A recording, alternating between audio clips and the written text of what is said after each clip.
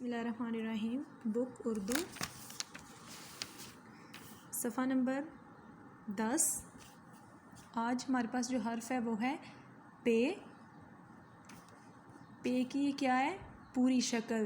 पे की पूरी शक्ल, पे की आधी शक्ल, पे की आधी शक्ल, यानी ये जो दोनों शक्लें हैं ये पे की आधी शक्लें हैं।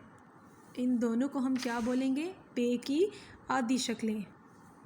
कुछ अल्फाज में पे की ये वाली शक्ल इस्तेमाल होती है और कुछ अल्फाज में पे की ये वाली शक्ल इस्तेमाल होती है। पे से कौन कौन सी तस्वीरें बनती हैं? पेपा पांडा, पेपा पंखा, पेपा पतंग। पेपा पांडा, पेपा पंखा, पेपा पतंग। अब यहाँ पे पांडा में पे की कौन सी आधी शक्ल इस्तेमाल हो रही है? ये जो पहले वाली है, ये पहले वाली जो पे की आधी शक्ल है वो किस में इस्तेमाल हो रही है? पांडा में। तो इसको हम कैसे पढ़ेंगे? पे अलिफ पा नून डाल अलिफ डा पांडा। पे अलिफ पा नून डाल अलिफ डा पांडा, पेपा पांडा। उसके बाद क्या है? पंखा। अब पंखा में पे की कौन सी आधी शक्ल इस्तेमाल हो रही है? ये पहले वाली।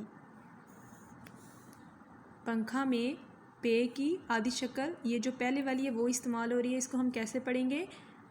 पे नून पन ख लिफ खा पंखा, पे नून पन ख लिफ खा पंखा, पेपा पंखा। पंखा के बाद है पतंग। पतंग में भी जो पे की आधी शक्ल है वो जो ये पहले नंबर वाली है वो इस्तेमाल हो रही है। पतंग को हम कैसे पढ़ेंगे? पे ते नून गाफ पतंग, पे ते नून गाफ पतंग, पेपा पतंग। पे अलिफ पा नून डाल अलिफ डा पांडा, पे अलिफ पा नून डाल अलिफ डा पांडा,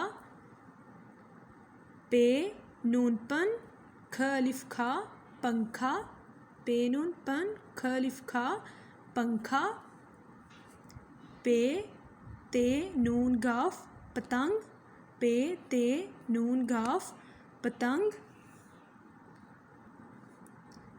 पे की पूरी शक्ल, पे की आधी शक्ल, पे की आधी शक्ल। पेपा पांडा, पेपा पंखा, पेपा पतंग।